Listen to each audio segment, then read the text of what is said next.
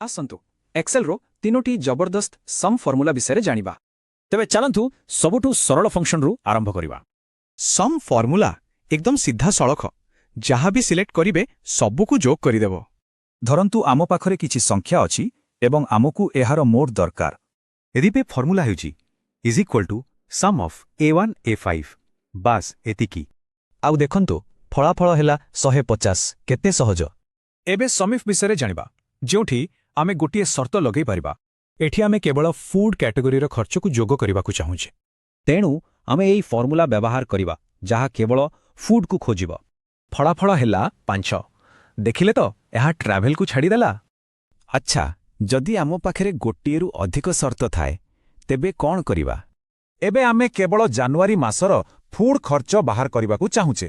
ଏଥିପାଇଁ ସମିଫ୍ସ formula category ଓ ମାସ ଦୁଇଟି ଯାକ ସର୍ତ୍ତ ଦେଖିବ।